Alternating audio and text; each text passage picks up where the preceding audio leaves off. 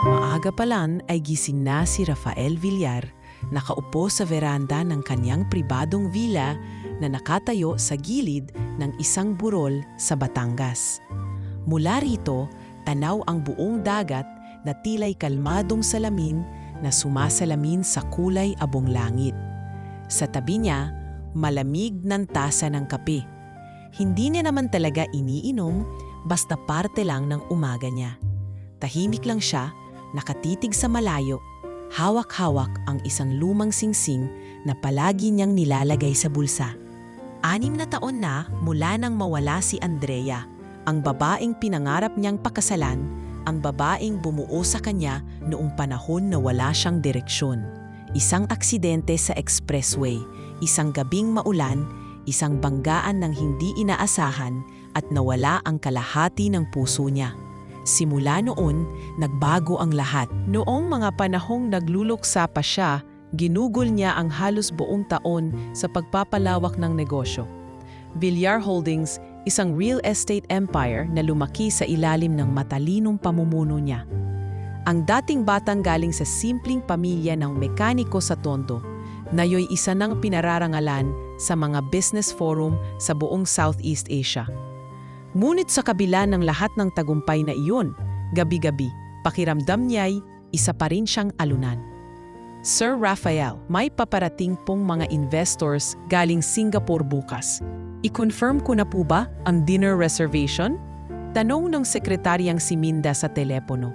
Tahimik lang si Rafael habang pinagmamasdan ang alon. Tumugon siya matapos ang ilang segundong pag-iisip. I-cancel mo, Minda. Sabihin mong ipagpapaliban muna. Nabigla si Minda. Pero sir, 2 buwan nating tong hinintay. Wala ako sa mood makipagplastikan. Matipid niyang sagot. At Minda, next week, bababa ako ng Manila. Pero hindi sa opisina. Gusto ko lang umikot. Maghanap ng hangin na hindi puro power suit at press release ang amoy. Hindi na muling nagsalita si Minda. Alam niyang kapag ganitong tono ang boses ng amo niya, wala nang puwang para sa diskusyon. Sa paglipas ng maghapon, hindi mapakali si Rafael. Hindi niya maipaliwanag kung bakit tila bumibigat ang dibdib niya sa bawat minutong lumilipas. Wala naman siyang iniisip na problema sa negosyo. Wala rin namang family conflict. Wala na nga siyang natitirang pamilya maliban sa ilang pinsan na matagal nang wala sa eksena. Kaya kinabukasan, walang paalam sa staff, umalis siya. Siya mismo ang nagmaneho ng kanyang lumang Ford Bronco, ang paborito niyang sasakyan noong panahong kasama pa niya si Andrea. Wala siyang eksaktong destinasyon, basta gusto lang niyang umalis. Nagpatuloy siya sa pagmamaneho mula Batangas papuntang Cavite tapos sa Laguna. Nagpalaboy-laboy siya sa mga lumang kalsada, sa mga lugar na may alaala. Sa bawat lusong sa liko ng daan, hinahanap niya ang sarili o kahit anong bakas ng sigla. Ilang araw din siyang nagpalipas ng gabi sa mga hindi kilalang resort, laging tahimik, laging mag-isa. Wala siyang pakialam kung walang aircon, basta may katahimikan. Sa isang gabing umuulan, habang nasa gilid siya ng highway sa isang bayan sa Quezon, huminto siya saglit upang bumili ng sigarilyo sa isang lumang tindahan. Hindi naman talaga siya naninigarilyo. Pero parang may gusto siyang gawin para lang maramdaman niyang buhay pa siya. Sir, galing kayo sa Maynila? Tanong ng tindera habang binibigay ang kaha. Batangas, sagot niya. Malayo-layo po ang inabot niyo. Delikado dito sa may bandang bundok. May mga balita kasing may mga nawawala. Mga babaeng kinukuha raw. Pero baka chismis lang din yon.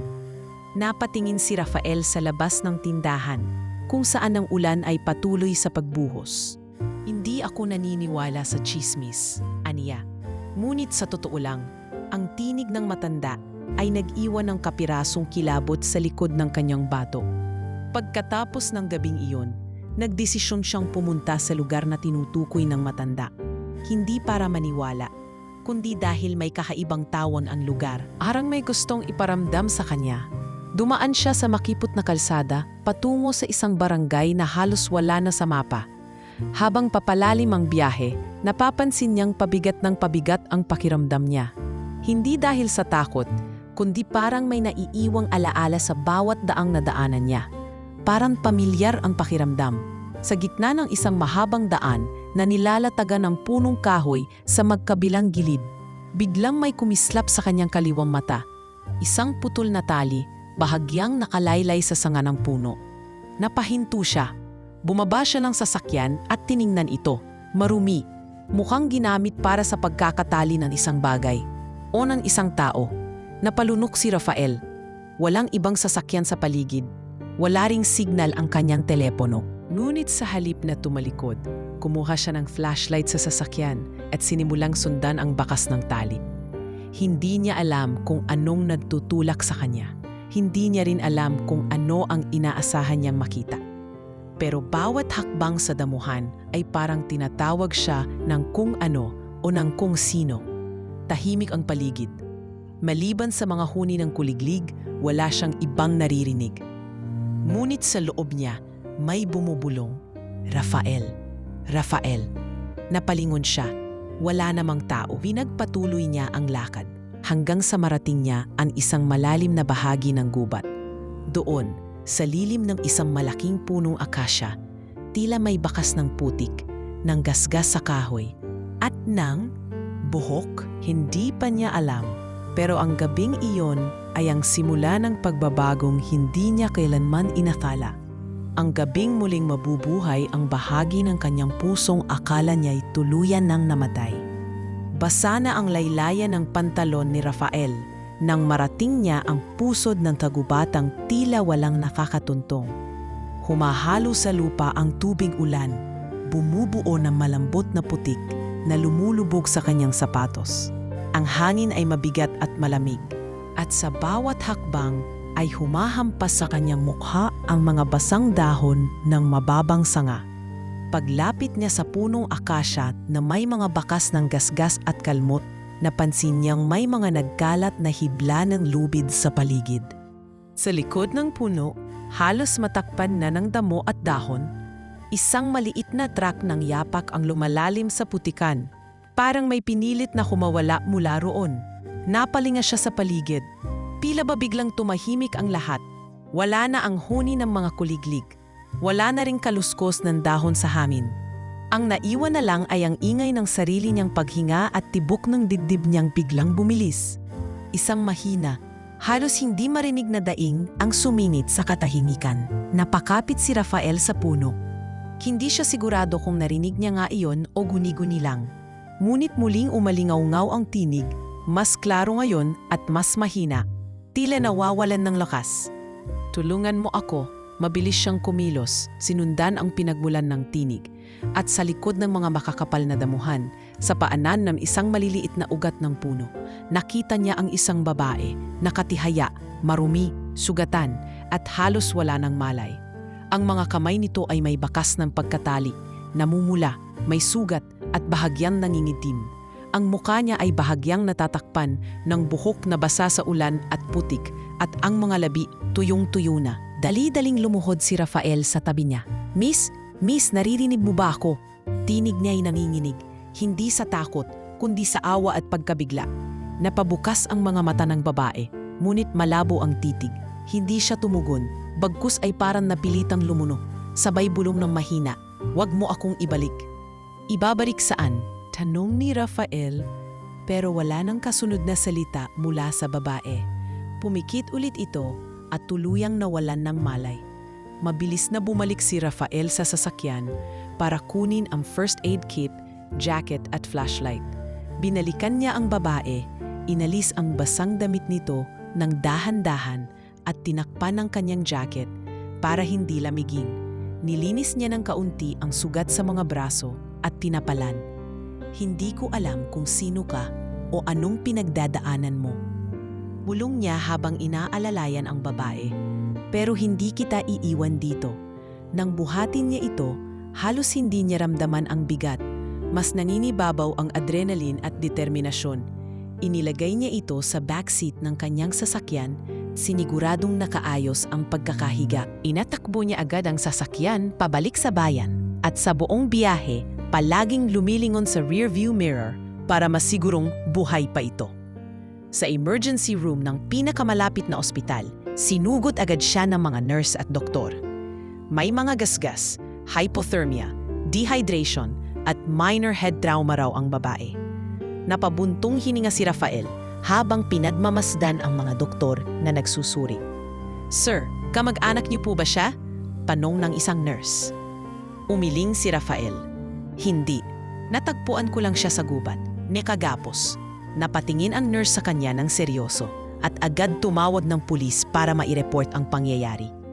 Ilang oras ang lumipas bago lumabas sa ward ang doktor.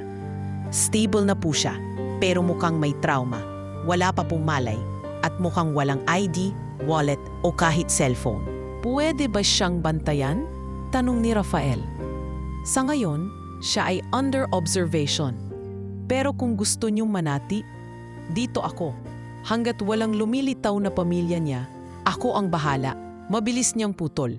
Sa kanyang isip, hindi niya maintindihan kung bakit ganoon siya kaapektado. Bakit parang may puwersang nagtutulak sa kanyang hindi siya aalis sa tabi ng babaeng ito na hindi man lang niya alam ang pangalan. Wala itong kwento. Wala siyang alam kung sino ang sumubok manakit dito. Pero malinaw sa kanya, may karahasan na naganap. Kinabukasan ng madaling araw, habang tulog pa ang buong ospital, pumasok si Rafael sa silid ng babae. Tahimik ito, maputla pero maaliwalas ang mukha. Sa kanyang kamay, bahagyang nakalitaw ang pulseras na may disenyong gawa sa sinulid, parang handmade. Umupo si Rafael sa silyang katabi ng kama. "Kung sino ka man, bulong niya. Ligtas ka na ngayon at hindi na kita pababayaan." Hindi niya alam kung ano ang susunod na mangyayari. Pero sigurado siya sa isang bagay, hindi na ito basta-bastang biyahe palayo sa alaala. Ang gabing ito ay umpisa ng panibagong kabanata. Isa na namang kwento ng buhay na hindi niya kailanmang inakalang mapapasama siya. Makalipas ang 2 araw, unti-unti nang lumalakas ang babaeng natagpuan ni Rafael sa gubat. Naka-confine pa rin ito sa ospital at bantay sarado ng mga nurse. Ngunit hindi pa rin ito nagsasalita. Sa tuwing binibisita ni Rafael, tahimik lang siya, tila nagmamasid at nahihiyang magtanong o magsalita. "Good morning," bati ni Rafael isang umaga habang daladala ang tray ng lugaw at prutas. "Nilutuan kita. Hindi ako magaling, pero yan ang almusal lang nanay ko sa akin dati kapag may sakit ako." Walang sagot ang babae, pero tiningnan niya si Rafael. Saka ibinaling muli ang tingin sa labas ng bintana. May bakas ng lungkot at takot sa mga mata nito. Dahan-dahan niyang kinuha ang putsara at sinubukang kumain. Napangiti si Rafael. "Ayan, at least kumain ka na rin. Kung gusto mong magtanong o magsalita, walang problema. Hindi kita pipilitin." Dumating ang attending physician matapos ang ilang minuto. "Mr. Villar, mukhang nagre-recover na siya physically.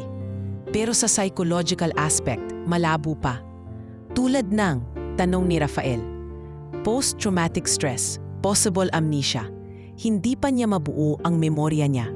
Pwedeng selective. Hindi rin niya matukoy ang pangalan niya mismo." "Wala pa rin bang lumilitaw na kaanap?" "Wala pa. Na-check na namin sa pulis. Walang report na missing na tumutugma sa features niya. May fingerprint kami. Pero kung wala sa database, mahirap hanapin." Pagkaalis ng doktor, nilapitan muli ni Rafael ang babae. "Kailangan ka naming tawagin sa isang pangalan. Hindi pwedeng tawagin kang Miss araw-araw. May gusto ka bang pangalan? Kahit pansamantala lang?" Matagal bago ito tumugon. Pero sa unang pagkakataon, nagsalita ito. Paos.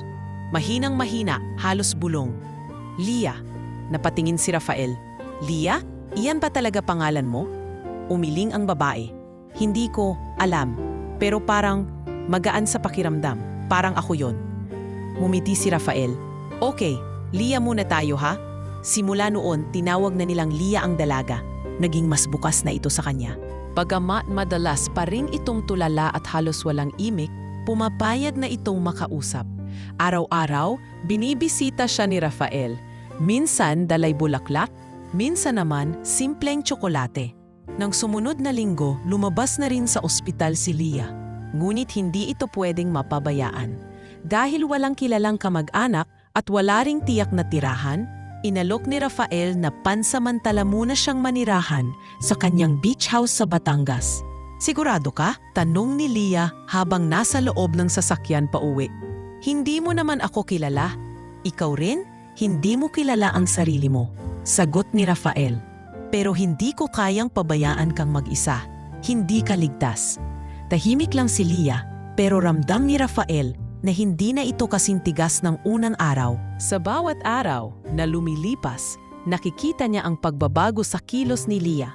Mas maayos na itong kumilos, mas mahinahon, pero laging may bakas ng lumbay. Sa unang araw sa beach house, halos hindi nagsalita si Lia. Tahimik lang siyang naglakad sa paligid, umupo sa tabing dagat at pinagmasdan ang mga alon. Ngunit kinabukasan, maaga itong nagising at sinimulang walisin ang bakuran. Kinagabihan, nakapagluto pa rito ng tinola. "Ano to? Tinola?" tanong ni Rafael, nagulat. "Oo," sagot ni Lia, mahina ang tinig. "Hindi ko alam kung bakit ko alam gawin. Basta kusa lang pumasok sa isip ko." "Baka naman dati kang chef," biro ni Rafael. "Kung ganyan sarap luto mo, baka ayaw na kitang paalisin dito." Napaniti si Lia. Ang una niyang ngiti mula nang magkakilala sila. Sa mga sumunod na araw, lalo pa silang naging malapit. Ibinahagi ni Rafael ang ilang kwento ng buhay niya. Ang pagkamatay ng fiancé niyang si Andrea, ang sakit na dinanas niya, at kung paanong pinilit niyang bumangon kahit araw-araw ay parang kulang ang puso niya. Hindi siya inasahan ni Lia na magbukas, pero hindi siya umimik. Pinakinggan niya lahat. Sa tuwing ikukwento ni Rafael ang tungkol kay Andrea, lalo na ang mga plano nilang magpakasal, ila ba may kakaibang ekspresyon sa mukha ni Lia? Hindi selos, kundi lungkot. Parang hindi niya ring maipaliwanag kung bakit. "Bakit mo ako tinutulungan?" tanong ni Lia minsang gabi habang pareho silang nasa beranda. "Hindi ko rin alam," sagot ni Rafael. "Siguro dahil sa unang pagkakataon matapos ang matagal na panahon, may naramdaman akong hindi ko na naramdaman simula nang mawala siya. At ayaw kong pabayaan na lang yon." Tahimik lang si Lia, pero sa puso niya parang may bahagyang liwanag na bumukas. Hindi pa rin niya alam kung sino siya, kung ano ang nakaraan niya. Pero sigurado siya sa isang bagay, ligtas siya sa piling ng lalaking ito. At kahit hindi pa niya masabi ng buong buo, nararamdaman niyang ang pagkakakilala nila ay hindi isang simpleng pagkakataon lang. Parang may dahilan, parang may nakatakda. At sa simpleng buhay nila sa beach house habang naghihintay na bumalik ang mga alaala, isang bagong alaala ang unti-unting nabubuo sa pagitan nilang dalawa. Isa na hindi nakabase sa nakaraan, kundi sa kung anong meron sila ngayon. Ang beach house ni Rafael ay dating paraiso ng alaala. Pinuno ito noon ni Andrea ng tawa, tanim at kulay. Ngunit mula nang mawala siya, naging bakanteng kabisera ito ng kalungkutan. Walang ibang naririnig kundi hampas ng alon at tikatik ng ulan sa bubong. Ngayon, unti-unti itong muling nagigising. Sa pagdating ni Lia, may mga tanim na muling sumibol sa bakuran. May mga kurtinang tinanggal at pinatuyo sa araw. At ang dating walang sigla na kusina, muling pinuno ng aroma ng mainit na salabat at sinangag tuwing umaga. Minsan, naabutan ni Rafael si Lia na nakayukot sa hardin, suot ang isa sa mga simpleng damit na binili niya para rito. Puting kamiseta at maong na shorts. Nakataas ang buhok nito at may dumi sa pisngi. Ngunit sa mata ni Rafael, iyon na yata ang pinakamagandang anyo ng isang babae. "Gusto mo bang tumulong?" tanong ni Lia habang hawak ang maliit na pala at nag-aalis ng mga tuyong dahon sa paligid ng tanim na santan. "Hindi ako marunong dyan," sagot ni Rafael. Pero lumapit pa rin siya at umupo sa lupa sa tabi niya. "Pero pwede akong maging tagabuhos ng tubig." Ngumiti si Lia, bahagyang napayuko. Ayos na rin, kahit assistant lang. Habang pinapanood niya si Lia na tila mas komportable sa lupa kaysa sa kama ng ospital, Hindi niya maiwasang isipin kung sino ba talaga ang babae sa harap niya.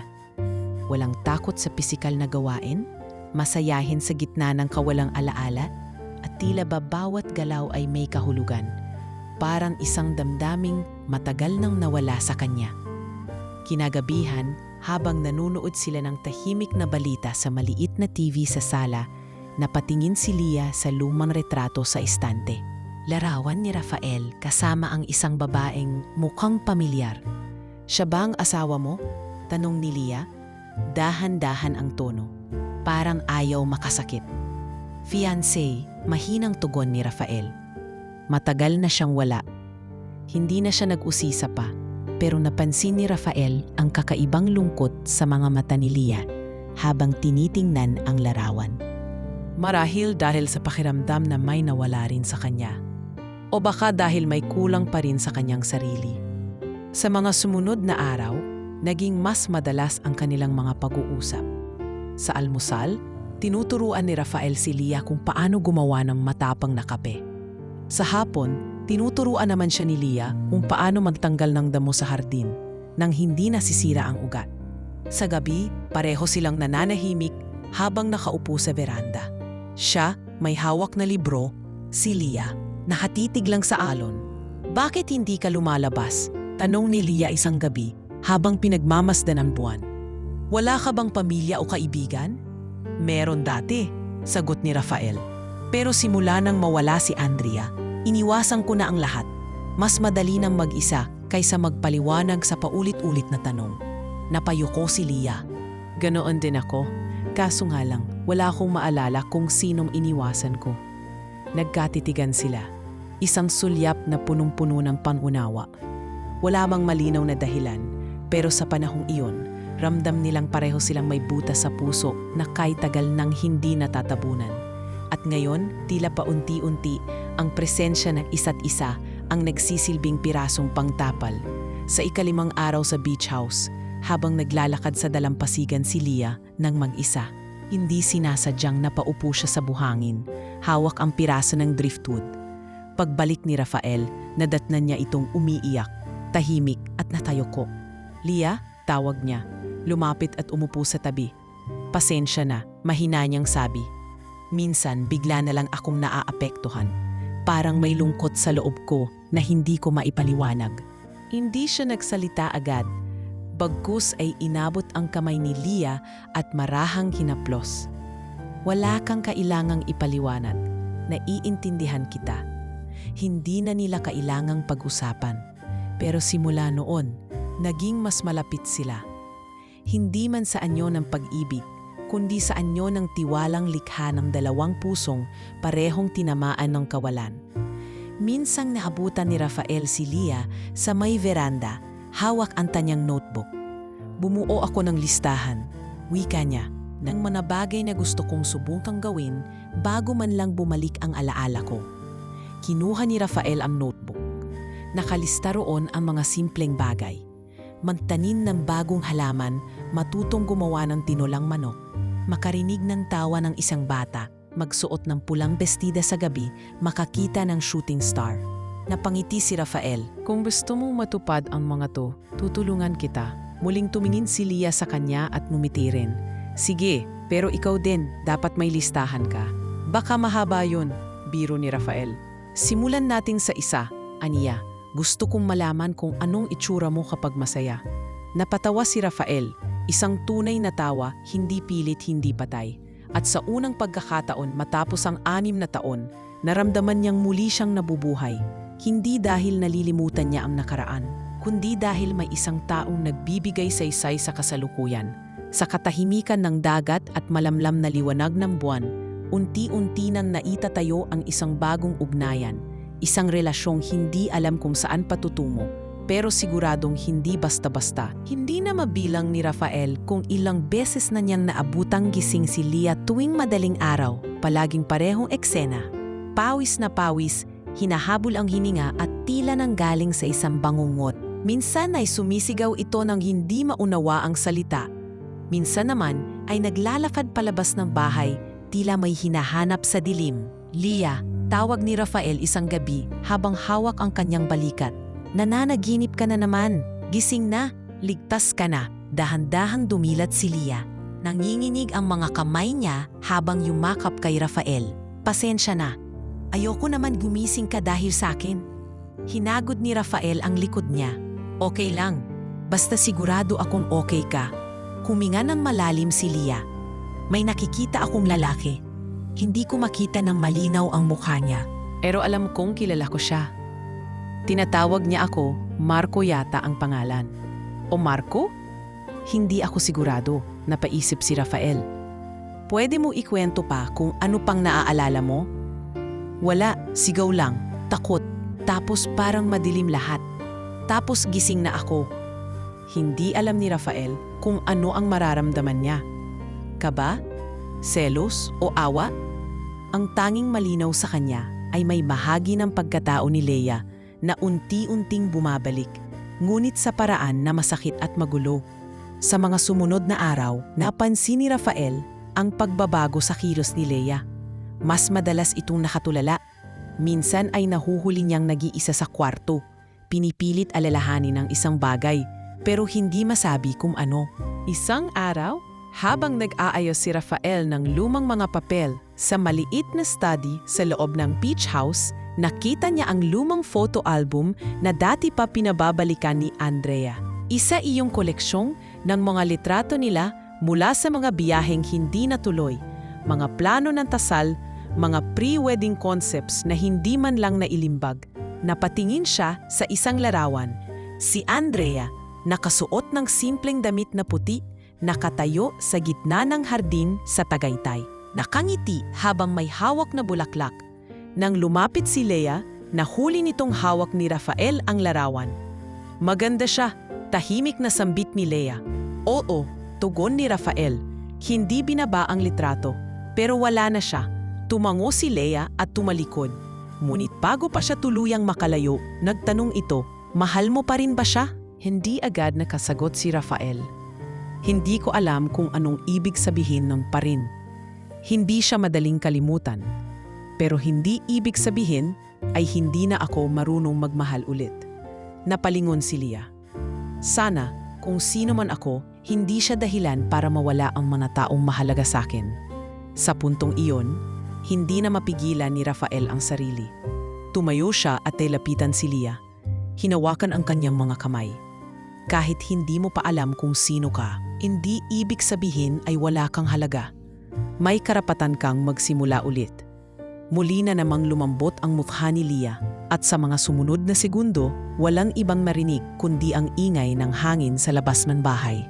Nang gabing iyon, sa gitna ng ulan, napandesisyonan ni Rafael na kontakin ang isang pribadong investigador, si Lito Serrano, isang retiradong pulis na matagal na niyang pinagkakatiwalaan.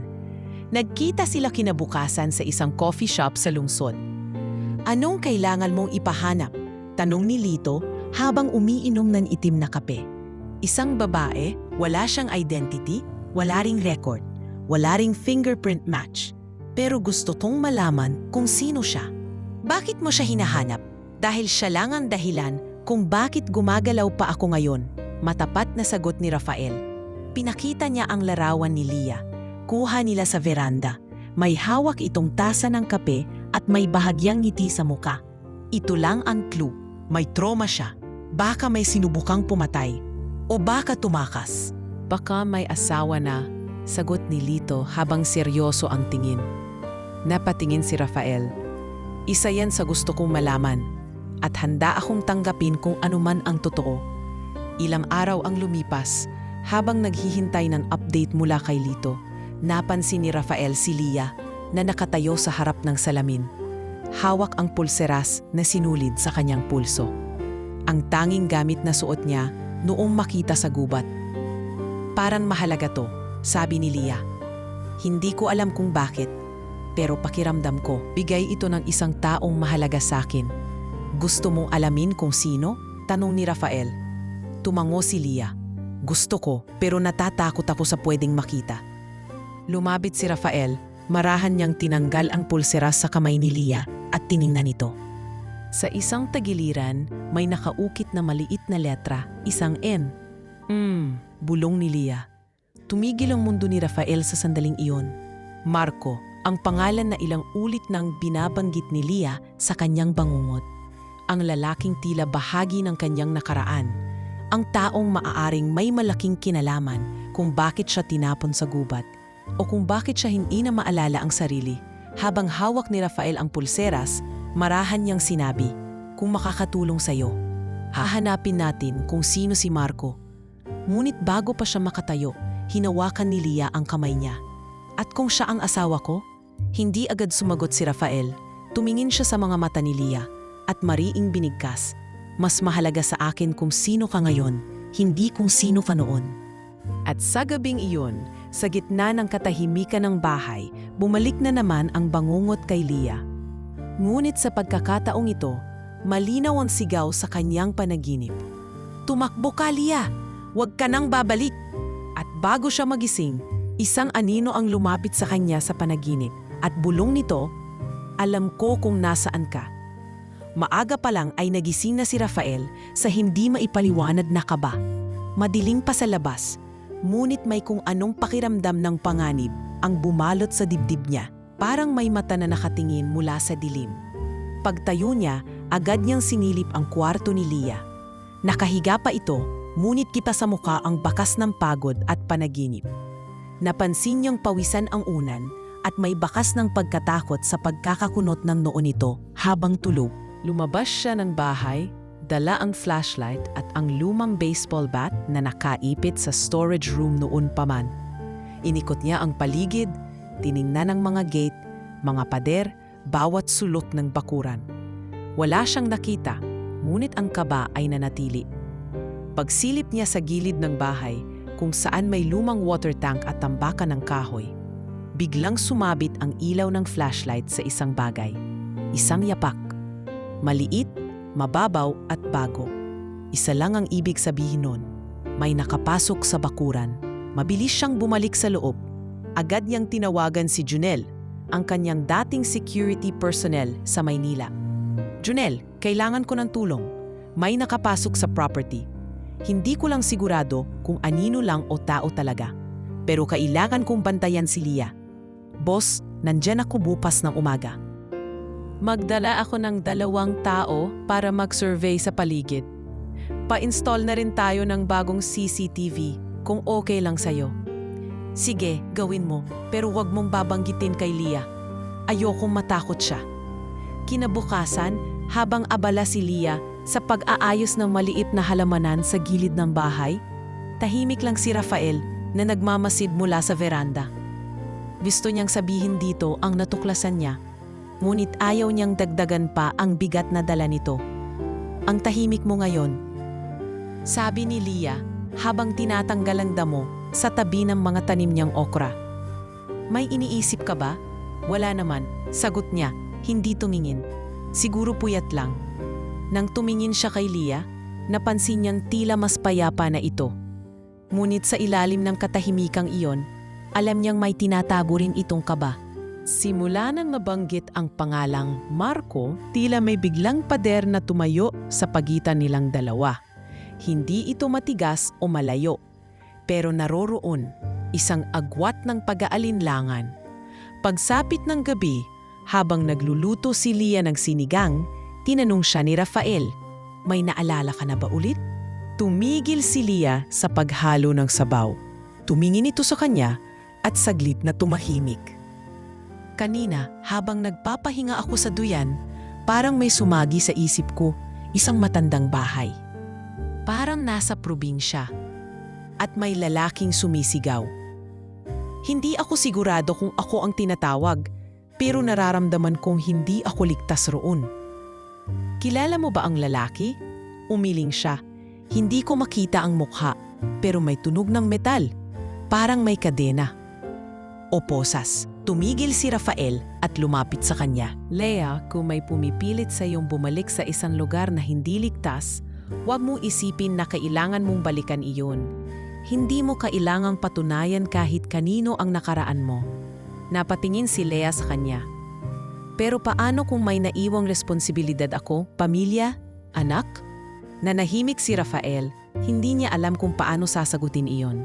Dahil kahit siya, natatakot ding baka isang araw, ang nakaraan ni Leia ay isang mundong hindi niya kayang pasukin. O mas malala, isang mundong magpapaalis sa kanya. Kinagabihan, dumating si Junel at ang 2 tauhan. Hindi na sila pinakilala pa ni Rafael kay Leia. Ang sabi niya ay inaayos lang sa property. Pinakabit nila ang mga hidden, motion-activated camera sa paligid, pati na rin ang infrared sensor sa main gate at likod ng bakod. Habang nilalatag ni Junel ang plano ng seguridad, inilabas nito ang drone footage na nakuha nila kaninang madaling araw sa paligid ng bakuran. "Boss," bulong ni Junel habang ipinapakita sa tablet ang kuha. "May lalaki sa gilid ng property nyo. Umupo sa ilalim ng punong niyog. May hawak na cellphone. Tapos nang nakita ang sensor light, umalis na, parang wala lang." "Tanina," pabulong ni Rafael. "May mukha ba?" "Malabo, pero mukhang matangkad. May tattoo sa leeg. Pero boss, alam mong hindi ito random." Pinilit ni Rafael na manatiling kalmado sa harap ng mga tauhan. Ngunit sa loob niya, kumulo ang dugo. Kung sino man ang lalaki sa footage, tiyak niyang hindi iyon dumaan doon para magmasid lang. May pinuntirya ito at walang iba kundi si Leia. Kinabukasan, habang naglalakad si Leia sa palengke kasama ang katulong ni Rafael, hindi niya namalayang may sumusunod sa kanila. Isang lalaking may cap, may hawak na cellphone at tila nagkukunwaring nagte-text. Sa gilid ng mata ni Leia, nahagit niya ang lalaking iyon at biglang bumilis ang kabog ng dibdib niya. Nang tumigil siya at tumingin pabalik, nakatayo pa rin ito. Ngunit nang magkasalubong ang kanilang mata, bigla itong tumalikod at nawala sa masikip na eskinita. Pagbalik sa beach house, hindi siya agad nagsalita. Tahimik lang siyang nakaupo sa veranda, hawak ang tasa ng kape pero hindi umiinom. Doon siya nadatnan ni Rafael. "Ayos ka lang?" tanong niya. "May sumusunod sa akin kanina," bulong ni Leia. "Hindi ko sigurado, pero pakiramdam ko, nakita ko na siya dati." Nanlamig ang pakiramdam ni Rafael. Humigpit ang hawak niya sa sandalan ng upuan. "Hindi ka na aalis mag-isa mula ngayon," mariin niyang sabi. "Mula ngayon, lahat ng galaw mo, sasamahan kita." Tahimik si Leia. Hindi siya tumutol, pero hindi rin ngumiti. Sa puso niya, unti-unting sumisiksik ang takot. Takot na baka ang nakaraan ay hindi lang alaala, kundi isang panganib na unti-unting lumalapit. At sa gabing iyon, habang natutulog si Leia, may mensaheng natanggap si Rafael mula kay Lito. "Boss, may leads na ako. May natagpuan akong tao na konektado sa pangalang Marco. At mukhang may koneksyon siya sa isang nawawalang babae ilang buwan na ang nakalilipas. Kailangan nating mag-usap, pronto." Matahimik ang gabi, pero sa loob ng beach house ni Rafael ay may hindi matahimik.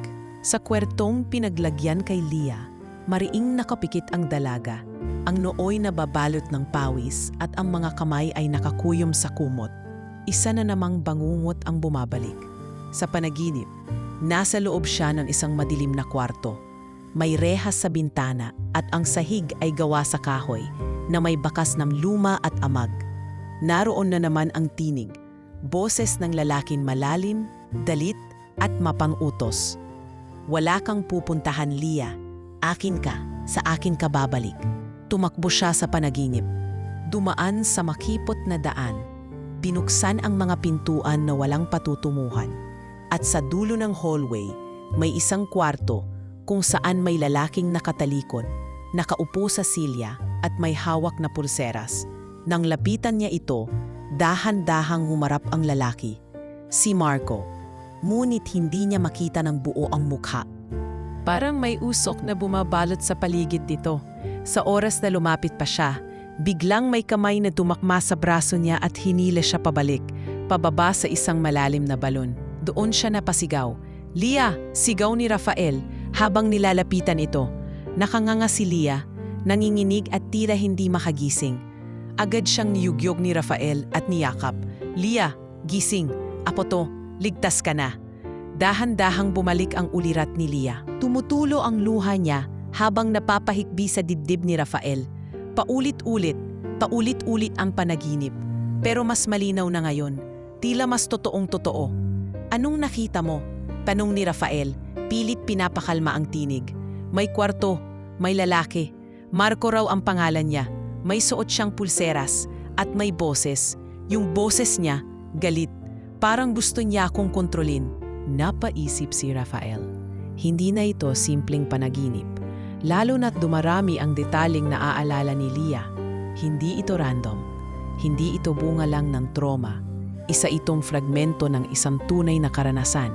Kinabukasan, iniwan niya muna si Lia sa pangangalaga ng kasambahay na si Aling Nena at nagtungo ng Maynila upang makipagkita kay Lito sa isang lumang karinderya sa Pasig. Walang kaartehan si Lito. Payat, kalbo, may hawak na yosi habang nakasandal sa bangkong kahoy. Anong nakuha mo? Agad na tanong ni Rafael. Hindi na umupo. Boss, seryosong sagot ni Lito habang inilabas ang isang brown envelope. May record sa Davao City ng isang babaeng inireport na missing mga 5 buwan na ang nakalilipas. Ang pangalan niya, Aliana Vergara, 27 years old. Anak ng isang retiradong politiko. Lumaki sa abroad pero bumalik sa Pilipinas after mag-abroad ng ilang taon. Kinuha ni Rafael ang litrato mula sa loob ng envelope.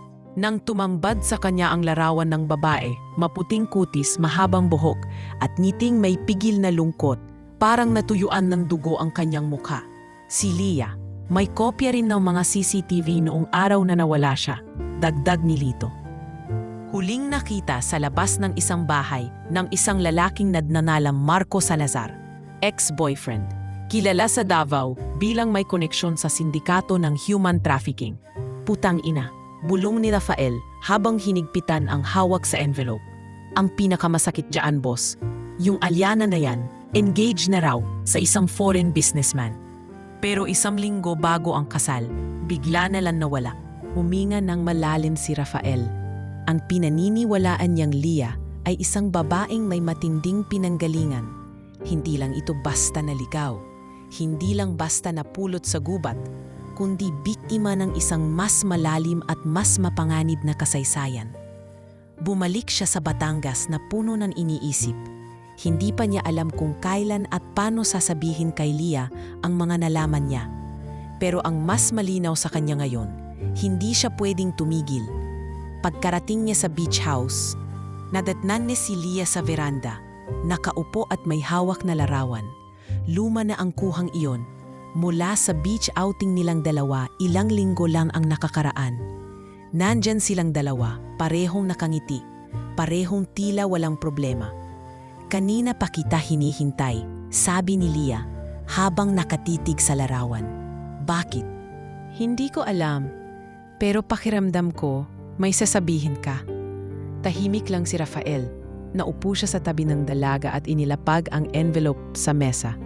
Lia, kailangan mo tong makita.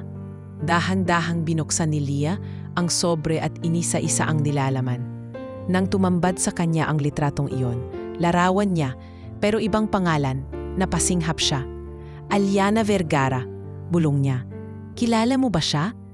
Hindi siya tumugon agad. Dahan-dahang pumalot ang luha sa mga mata ni Lia habang nakatipig sa litrato.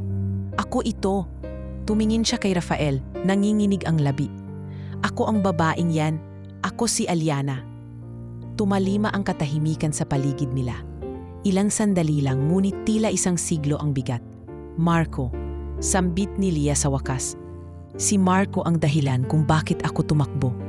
Hindi niya matanggap na hindi ko siya pipiliin. Sinundan niya ako. Pinigilan niya akong pakasalan ang fiancé ko. Niloko niya ako. Binalot niya ako sa takot. Gusto mo bang ituloy pa ang alalahanin? Tanong ni Rafael. Hindi ko alam, sagot ni Lia o Aliana. Pero gusto kong matapos ang lahat ng ito. Ayokong mabuhay sa takot. Gusto kong malaman kung sino pa ang nasa likod nito. At gusto kong mabawi ang sarili kong pagkatao.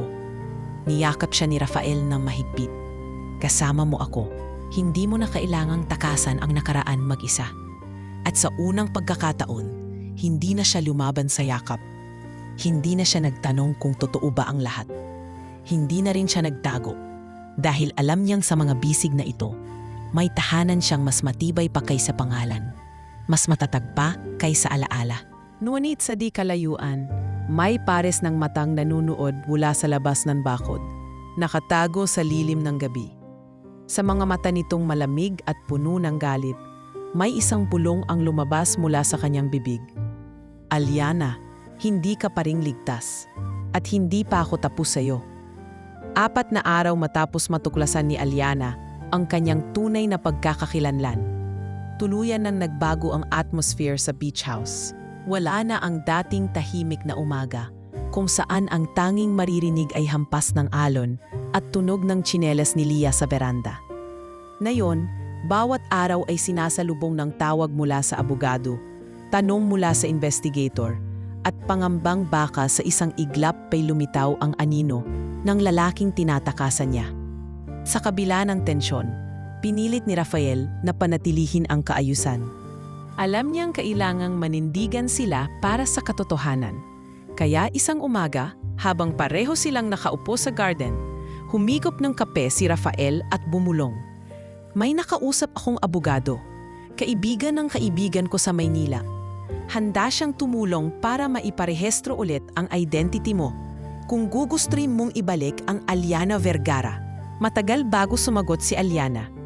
Pinagmasdan muna niya ang hardin saka tumingin kay Rafael. Takot ako dahil kapag bumalik ang pangalan ko, ibig sabihin ay babalik din ang lahat ng problema, ang sindikato, ang banta. Pero siguro, dapat ko talagang harapin. Dapat ko nang tapusin. Tumango si Rafael. Hindi ka nag-iisa. Sa parehong linggo, nagsampa ng formal report si Alyana gamit ang tulong ng legal team ni Rafael.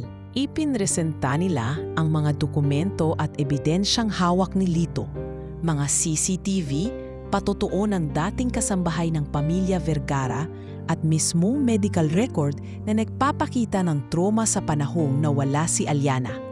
Ngunit hindi lahat ay naging madali. Isang umaga, habang abala si Alyana sa paglilinis ng mga libro sa maliit na library sa bahay ni Rafael, dumating ang isang itim na SUV sa bakuran. Lumabas ang 2 lalaki, maayos ang bihis, may hawak na dokumento, at may kasama pang police escort. Ano po yun? Tanong ng kasambahay habang binubuksan ang gate. May dalang legal summons para kay Alyana Vergara. Sagot ng isa. May nagsampa ng reklamo laban sa kanya. Fraud, identity theft at attempted extortion. Agad na tinawag ni Rafael si Alyana. Habang binabasa niya ang papel, namutla ito at napaupo. Hindi ko sila kilala, mahinang bulong niya. Hindi ako yan. Kinabukasan, naganap ang unang preliminary hearing sa munisipyo. Kasama nila si Attorney Dionisio, ang abogadong inirekomenda ni Rafael. Nang dumating ang sinasabing pinsan ni Alyana, isang babaeng nasa late 30s, magara ang bihis at may dalang birth certificate na nagpapakitang magkamag-anak sila, agad itong tinutulan ng kampo ni Alyana. Ipinapakita ng dokumento nila na si Alyana ay namatay na raw 3 buwan matapos siyang mawala, wika ni Attorney Dionisio, habang pinapakita sa hukom ang isang sinumpaang salaysay. Ngunit narito siya, buhay, may sapat na ebidensya, at higit sa lahat, may mga sugat at trauma na nagpapakitang isa siyang biktima. Your Honor, sagot ng kampo ng kabilang panig, pwedeng peke ang lahat. Pwedeng ginamit ng babaeng ito ang pagkakakilanlan ni Alyana para sa pansariling motibo. Lalo na ngayong lumalabas na may mana itong dapat matanggap. Napatigil si Alyana. Mana? Bulong niya kay Rafael. Tumango si Rafael, halos hindi makatingin sa kanya. Hindi ko pa nasasabi sa'yo. Pero base sa background check, iniwan ng lolo mo ang isang malaking parte ng ari-arian sa'yo. Kung mapapatunayan mo ikaw si Alyana, nagpanting ang tenga ng kabilang kampo. Ayan na nga, motibo. Iyan ang sinasabi namin. Tumindig si Alyana, nanginginig ang boses pero matatag ang loob. Hindi ko po kailanman nalaman ang tungkol sa mana. Hindi ko rin ito ginusto. Gusto ko lang po ay makilala ulit kung sino ako, mabawi ang buhay ko at mapanagot ang mga taong nagtangka sa buhay ko. Tumahimik ang loob ng korte. Sa likod ng mahigpit na pader ng legalidad, may puwersa ng katotohanang hindi kayang tabunan ng peke. Paglabas nila ng korte, isang mamang may suot na baseball cap ang lihim na lumapit kay Aliana.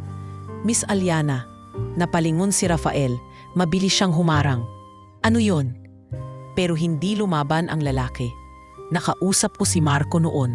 Isa ako sa mga dati niyang kasama. May gusto akong sabihin. Tungkol sa pagkamatay ng driver na tumulong tumakas si Aliana. Hindi aksidente yon." Nabigla si Aliana. "Anong ibig mong sabihin?" "Nabaril siya sa likod at may mga pulis na kasabwat. Hindi ko na kaya. Kaya gusto kong lumabas na. Pwede ka bang tumestigo?" Tanong ni Ate Dionisio na lumapit din.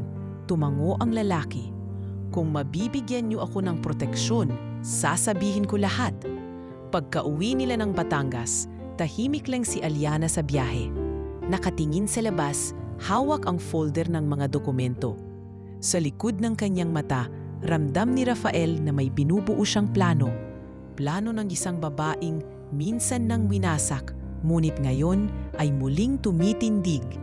"Handa ka pa ba?" Tanong ni Rafael, igit pa sa handa. Sagot ni Aliana, mariin. "Dati akong pinapatahimik. Ngayon, ako na ang magsasalita." At sa gabing iyon, habang sila'y magkasama sa veranda, may kakaibang katahimikan sa paligid. Hindi dahil sa kawalan ng ingay, kundi dahil sa pakiramdam ng paparating na bagyo. Hindi na lang ito laban para sa pangalan o para sa ari-arian. Isa itong laban para sa hustisya, laban na kailangan niyang panindigan. Ngayon, hindi na siya si Lia na walang alaala. Siya na si Aliana Vergara. At alam niyang ang pinakamapanganib na bahagi ng kwento niya ay magsisimula pa lang. Hindi pa man yanap na lumalamig ang kape sa harap ni Aliana, naroon na naman siya sa harap ng laptop. Binabasa isa-isa ang mga ulat na ipinasa ng legal team ni Rafael. Sa mga dokumentong iyon, unti-unting naipinta ang isang madilim na larawan ng mga taong bumalot sa kanyang nakaraan. Mga mukhang ngumiti sa kanya habang binabalak siyang wasakin. At mga pangalan na minsan na niyang itinuring na pamilya. Habang abala siya sa pagbubuklat, dumating si Rafael mula sa Maynila. Dala ang panibagong impormasyon mula kay Lito. Naupo ito sa harap niya at walang paligoy-ligoy na binitawan ng balita. Nahanap na ni Lito ang isang babae. Siya ang dating kasambahay ng pamilya Vergara sa Davao. Lumipat na siya ng bayan at nagtago dahil may pagbabanta raw sa buhay niya noon. Napatigil si Aliana. Anong sinabi niya? May pinakita siyang litrato. "Litrato mo. Suot mo ang pulseras." At ayon sa kanya, ilang araw bago ka mawala, may matinding sigawan sa bahay. Ikaw raw at si Marco. May narinig siyang salita. "Pipigilan mo akong magpakasal, Marco? Saka, hindi mo ako pag-aari." Napahawak sa sentido si Aliana. Bagamat malabo pa rin ang ilang alaala, unti-unting nagkakaroon ng bigat ang bawat impormasyon. Ang mas nakakabahala, dagdag pa ni Rafael, isa sa mga financier ng kumpanya ng ama mo noon ay ang grupo ni Marco. Gumamit sila ng fake identity, pinasok ang negosyo at noong tinangkamong wakasan ang koneksyon nila, doon na nagsimula ang pagbabanta. "Tama ang pakiramdam ko noon," mahinang sabi ni Aliana. "May umaaligid, may nagmamasid." Tumango si Rafael at base sa report ni Lito, maraming babaeng mayaman ang bigla na lamang nawawala sa Mindanao nitong mga nakaraang taon. Karamihan ay may koneksyon sa mga negosyanteng hindi na rin nagpapakita. Human trafficking, pulong ni Aliana, organized, malawak, at may mga kasabwat na opisyal ng barangay, pulisya, at maging ilang judge. At ayaw nilang bumalik ka sa eksena. Hindi mapakali si Aliana. Tumayo siya at naglakad-lakad sa veranda. Hawak ang mga papel, habang paulit-ulit na iniisip kung paano sila nakalusot noon. "Hindi ako pwedeng manahimik. Kailangan kong magsalita. Kailangan akong marinig." "Ligtas ka ba?" tanong ni Rafael. "Kapag ginawa mo to." Napatingin si Aliana sa kanya. "Kung hindi ko ito gagawin, baka may susunod pa. May mas bata, mas mahina, mas walang laban."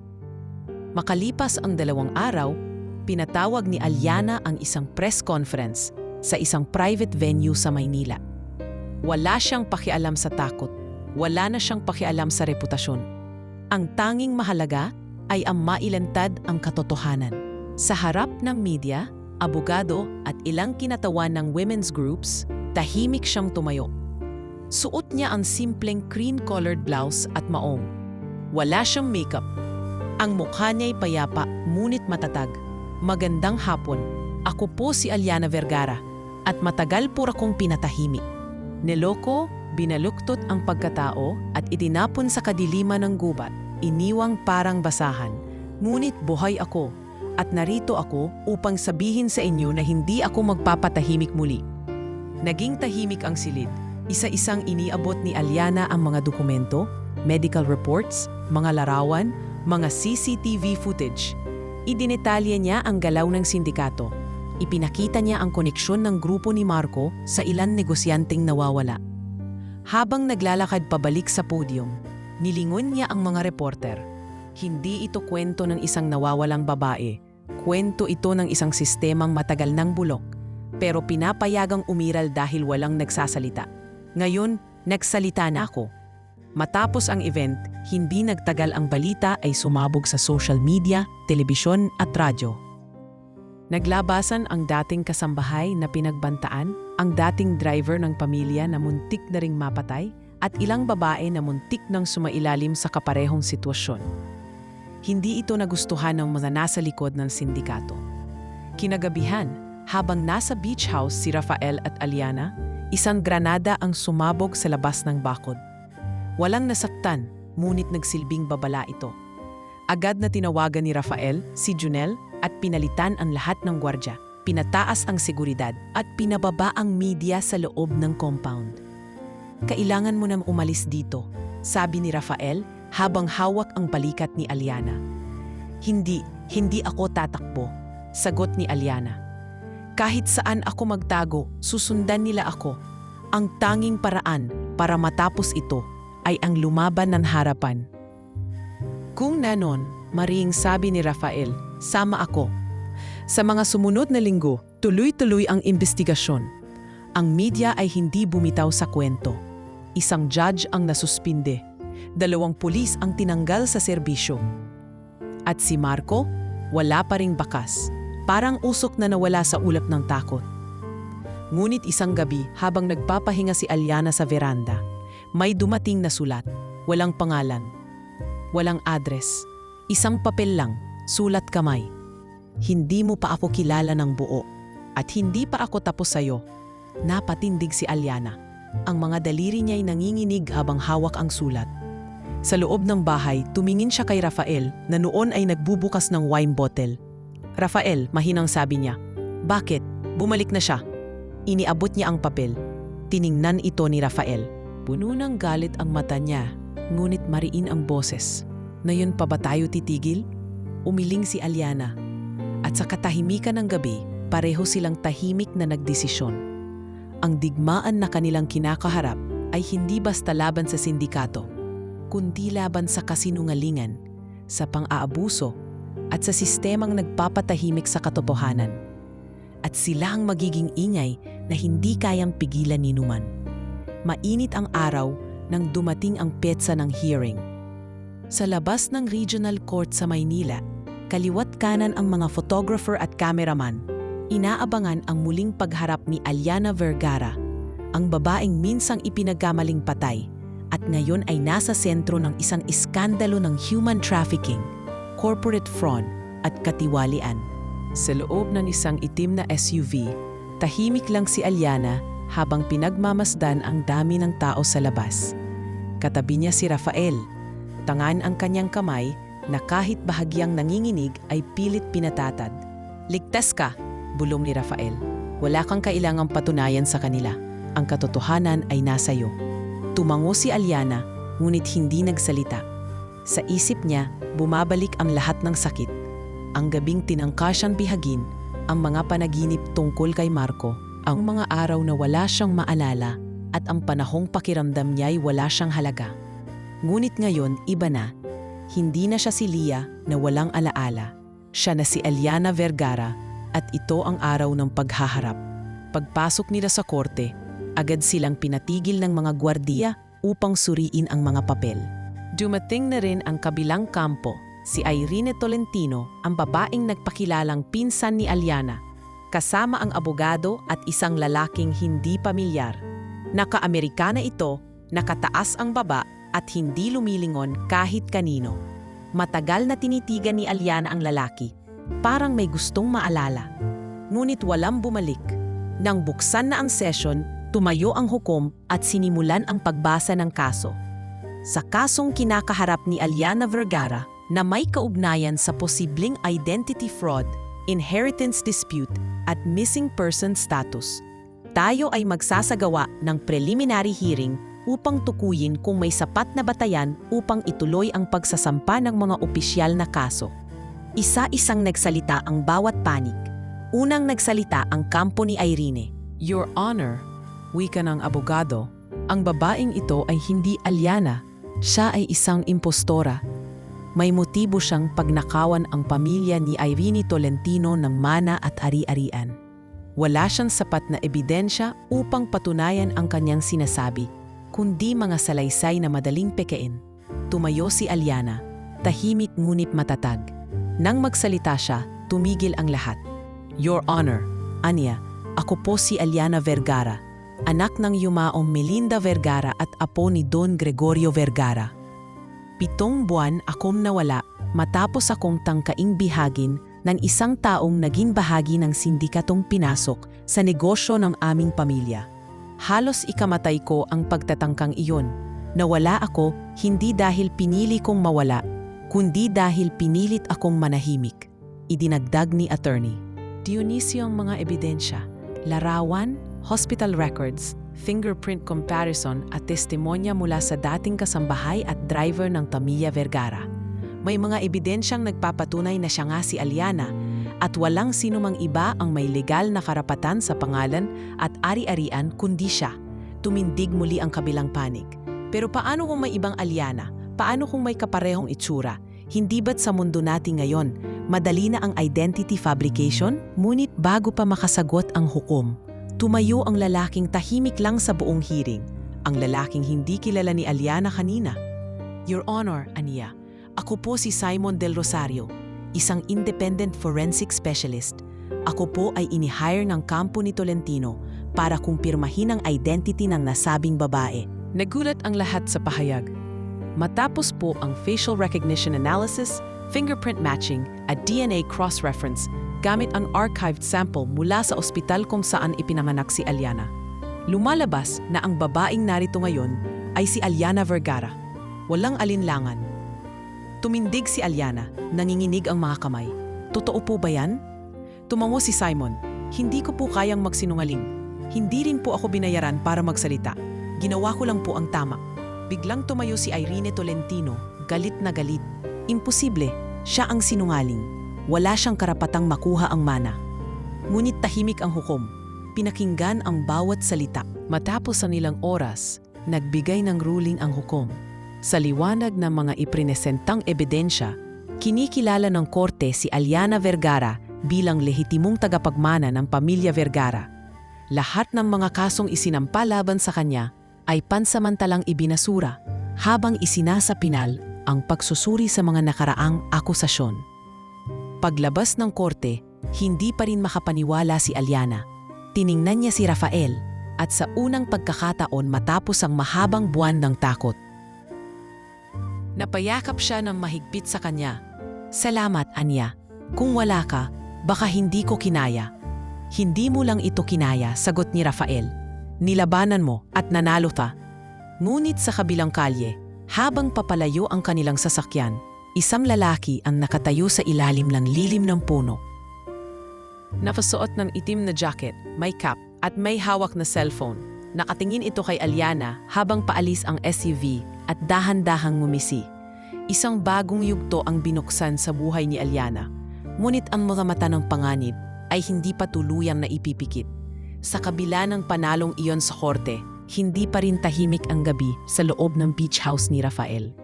Hindi dahil may banta, kundi dahil sa isang bagay na mas mahirap kontrolin kaysa sa kahit anong sindikato, ang damdamin. Matapos ang ruling, Naging abala si Aliana sa pagbabalik ng kanyang legal identity. Araw-araw siyang nasa Maynila, pinipirmahan ang mga dokumento, kinakausap ang mga abogado, at muling kinikilala ang kanyang sarili sa mga opisyal na record. Unti-unti na siyang nagiging opisyal na si Aliana Vergara, ang negosyanteng nawawala, ngayoy muling bumalik. Ngunit habang abala siya sa pagbalik sa sarili niyang mundo, si Rafael ay unti-unting nawawala sa kanyang paligid. Isang gabi, habang nakaupo si Rafael sa veranda, hawak ang lumang singsing ni Andrea na matagal na niyang iniingatan, bigla siyang napatanong sa sarili. Anong mangyayari kapag tuluyan nang bumalik si Aliana sa dati niyang buhay? Nandoon pa rin ba siya? May lugar pa ba siya sa mundong iyon? Bigla siyang tinawagan ni Minda, ang kanyang loyal na sekretarya na ilang buwang hindi niya pinapansin. Sir Rafael, sorry kung ngayon lang ako tumawag ulit, pero kailangan niyo pong bumalik sa kumpanya. 2 major investor ang umaatras at may mga tauhan tayong nag-aalalang wala na kayong balak bumalik. Minda, ilang araw pa, sagot ni Rafael, pero kita sa mukha niya ang pag-aalinlangan. Hindi araw ang kailangan nila, sir, ikaw. Kinabukasan, maaga siyang nagising. Tahimik na iniimpake ang ilang gamit, hindi pa sinasabi kay Aliana. Sa silid ni Aliana, nakabukas ang laptop nito, gumagawa ng proposal para sa isang women empowerment program. Narinig niya ang tunog ng keyboard. Habang nagtatype ito, mabilis, tuloy-tuloy, determinado. Lumapit siya at tumayo sa may pinto. May flight ako mamaya, babalik muna ako sa opisina. Hindi agad sumagot si Aliana. Tumingin lang ito at dahan-dahang tumango. Kailan ka babalik? Hindi ko pa alam, pero tatawag ako. Ngumiti si Aliana, ngunit kita sa mata ang bigat. Ingat ka. Alagaan mo ang sarili mo, Aliana. Ngunit sa likod ng salitang iyon, parehong hindi nila masabi ang mga gustong sabihin. Walang yakapan, walang halik, walang pangakong hihintayin. Isang simpleng paalam na punong-puno ng emosyon. Pagdating ni Rafael sa Maynila, agad siyang sinalubong ng patong-patong na trabaho. Mga financial report, marketing crisis at isang restructuring plan na hindi niya alam ay matagal nang binubuo ng board habang wala siya. Bigla siyang na-realize na sa mga buwang iniwan niya ang mundo ng negosyo. Ang mundo rin niya ay patuloy na gumalaw. Pero hindi na siya ang sentro nito. Lumipas ang 1 linggo. Wala siyang natanggap ni isang tawag mula kay Aliana. Sa tuwing siya ang tumatawag, laging busy. O kaya ay nasa meeting. O kaya ay hindi available. Sa una, naiintindihan niya. Pero habang tumatagal, hindi na niya alam kung anong ibig sabihin ng katahimikan. Isang hapon, nagpadala si Aliana ng simpleng text. Salamat sa lahat. Ingat ka palagi.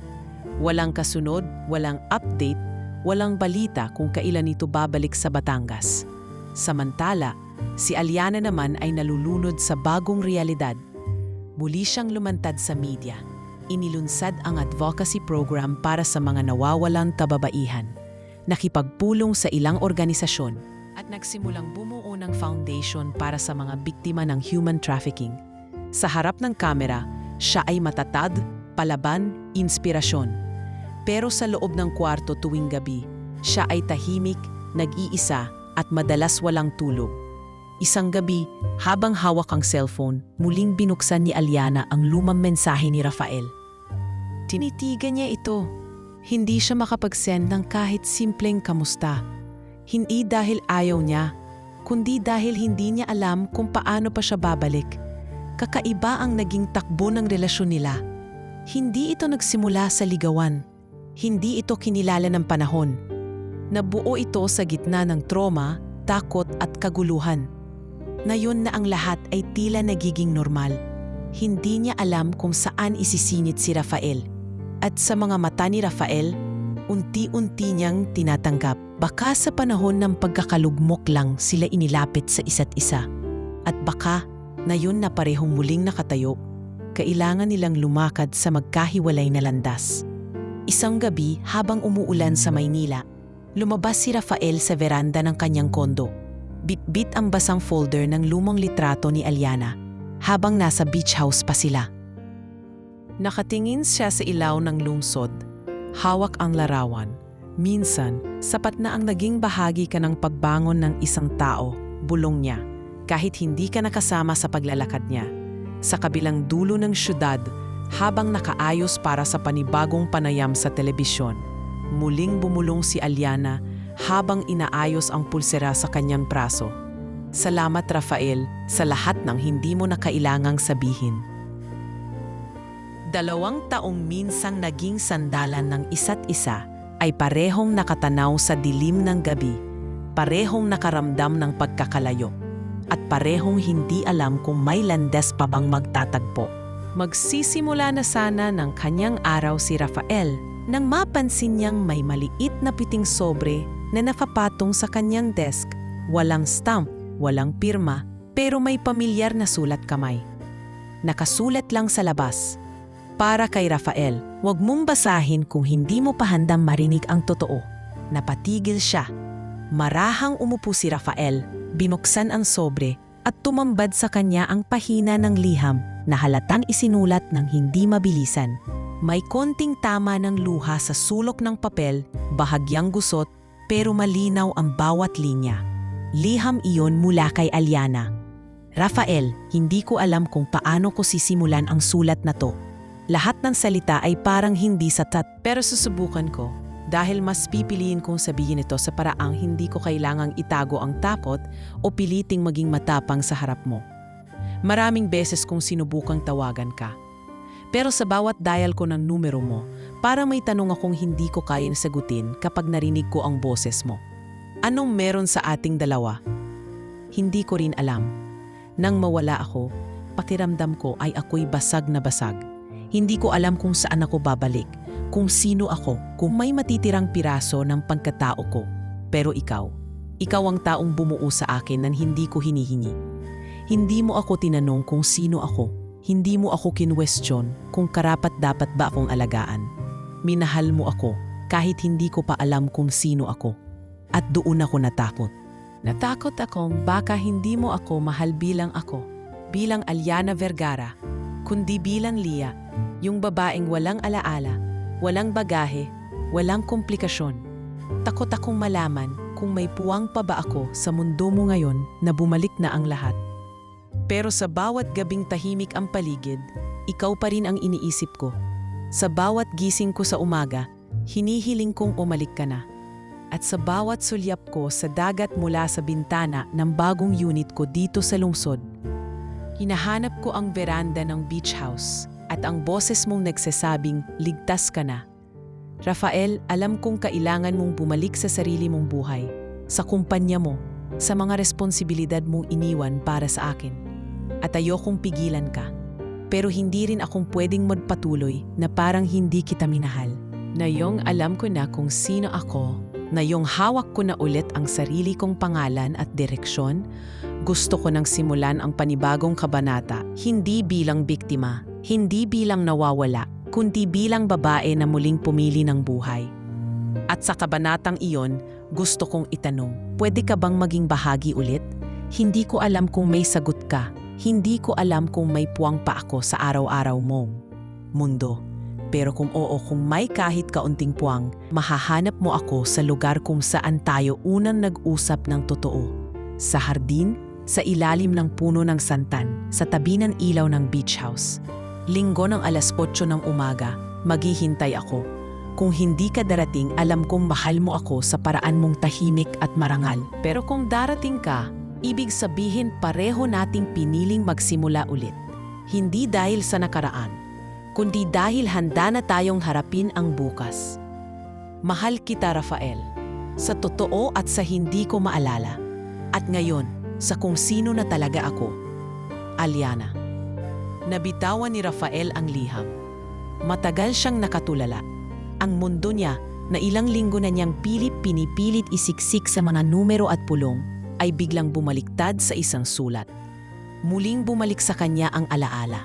Ang unang gabi ni Lea sa beach house, ang tanim nilang okra, ang pagkakasabay nilang humigop ng kape habang umuulan at ang sulyap nitong hindi nagsasalita ngunit puno ng tiwala. Hindi siya nag-isip ng matagal. Kinabukasan, araw ng linggo, nagmaneho siya mula Maynila papuntang Batangas. Walang anunsyo, walang paalam, walang bitbit kundi ang liham sa bulsa at ang damdaming matagal na niyang nilalabanan. Eksaktong alas 8 ng umaga, narating niya ang beach house. Bukas ang gate, malinis ang bakuran.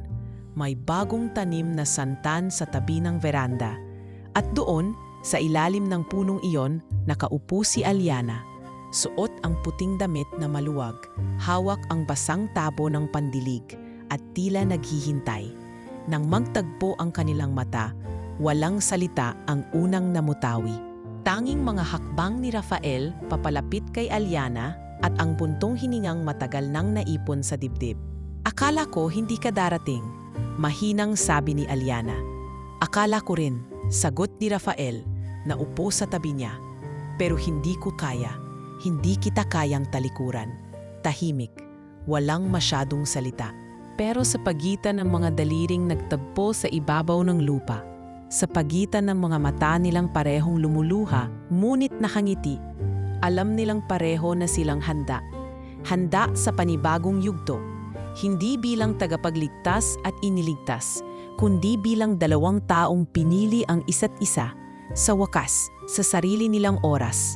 3 araw na ang lumipas, mula na muling magkita sina Rafael at Aliana sa ilalim ng punong santan. Ngunit sa halip na bumalik agad sa dating ritmo ng pagkakasama, pinili nilang maging mahinahon. Hindi nagmamadali, hindi agad tumatalon sa kung anong label, at hindi sinusubukang patunayan kung ano sila sa isa't isa. Sa halip, ginugol nila ang bawat umaga sa mga tahimik na almusal, bawat hapon sa pag-aayos ng hardin, at bawat gabi sa pag-uusap ng mabababaw na bagay. Pelikulang gusto, lutong hindi marunong, alagang hayop na gustong magkaroon. Para silang dalawang estranghero na piniling kilalanin muli ang isa't isa. Sa kabila ng katotohanang, minsan na silang nagkaalam, nagkadamdam at nagkahiwalay. Isang gabi, habang tahimik silang nanunood ng ulan mula sa loob ng veranda, may inilabas si Aliana mula sa maliit na kahon. Isang singsing na lumang-luma, may maliit na emerald na bahagya ng kumukupas ang kinang. Kuminang ito sa ilalim ng madilim na ulap na sinisinagan ng buwan. Natagpuan to sa mga lumang gamit ko noong ibinalik sa akin ang ilang nilikom ng foundation, sabi ni Aliana. Hawak ang singsing sa pagitan ng kanyang hintuturo at hinlalaki. Wala akong maalala tungkol dito, pero may ukit sa loob. Kinuha ito ni Rafael at dahan-dahang binasa ang maliit na ukit sa loob ng bandang ginto. Unti-unting nanlaki ang kanyang mata at tumigil ang kanyang paghinga ng ilang segundo. To RV, forever yours, A. Tahimik ang mundo sa pagitan nila. Ako ang RV. Mahina niyang sabi, halos bulong. Iyan ang initials ko, Rafael Villar. At ang A, tumingin si Aliana sa kanya. Andrea, tumango si Rafael, nanlalambit. Inirigalo sa akin to, dagdag ni Aliana. Halos hindi makapaniwala, pero hindi ko matandaan kailan. Hindi ko rin alam kung paano itong napunta sa gamit ko, pero kung totoo ang ukit, muling binalikan ni Rafael ang singsing. Ito ang singsing na nawala kay Andrea bago siya mawala. Pinagawa ko ito noong 5 taon namin. Hindi pa ako yayaman noon kaya mumurahin lang. Pero pinagawa ko to kasi sabi niya, wala sa presyo ang pangakong totoo. Umalingaw-ngaw sa hangin ang katahimikang puno ng tanong. Si Andrea, si Aliana, si Lia. Isa ba lang ba silang lahat? Dahan-dahang lumapit si Rafael kay Aliana at hinawakan ang kamay nito. Gaano ka kasigurado na ikaw si Aliana Vergara? Napayo ko si Aliana, hindi ko na alam. At kung hindi, tumulo ang luha sa kanyang pisngi. Anong gagawin mo kung hindi ako si Aliana? Hindi agad sumagot si Rafael. Tiningnan niya ang singsing, ang mukha ni Aliana, ang kanyang mga mata. Wala na roon ang kaba ng isang taong nawawala. Wala na rin ang takot. Nandoon ang taong minahal niya, hindi bilang Andrea, hindi bilang Aliana, At hindi rin bilang Leah, kundi bilang babae sa harap niya ngayon. Buo, totoo at naririto. Hindi na mahalaga, sagot ni Rafael. Kung sino ka noon, bahagi lang yun ng kwento. Pero kung sino ka ngayon, kung anong meron tayo ngayon, yun ang mahalaga sa akin. Napasinghap si Aliana at agad na yumakap kay Rafael. Sa yakap na iyon, tila nawala ang lahat ng tanong. Hindi man nila alam kung anong tunay na koneksyon ng singsing sa kanilang dalawa. Hindi rin nila kailangan ng kasagutan para patunayan kung totoo ang nararamdaman nila. Kinabukasan, habang nililinis ni Rafael ang lumang drawer ng beach house, nakakita siya ng lumang photo album na matagal nang nakatago. Iisa lamang ang laman, mga litrato nila ni Andrea, pero sa isang sulok ng album, may litrato ng babaeng nakatalikod, nakasuot ng puting bestida at may hawak na basket ng puting rosas. Nang ipakita niya ito kay Aliana, nanigas ito. Iyan ang suot ko sa isa sa mga panaginip ko, bulong niya. Marahang inabot ni Rafael ang litrato at pinagdikit ang larawang iyon sa singsing na hawak pa rin niya. Sa pagkakataong iyon, isang posibleng katotohanan ang sumulpot sa pagitan ng mga bitak ng kanilang nakaraan. Isang pahiwatig na baka si Aliana nga si Andrea. Baka ang lahat ng nangyari ay isang matinding sabuatan upang burahin siya sa mundo. Baka. Ngunit tumanggi silang habulin pa ang sagot. Sa halip, pinili nilang yakapin ang kasalukuyan. Sa gitna ng mga tanong, pinili nilang bumuo ng bagong alaala. Hindi para kalimutan ang lumipas, kundi para harapin ang susunod na kabanata.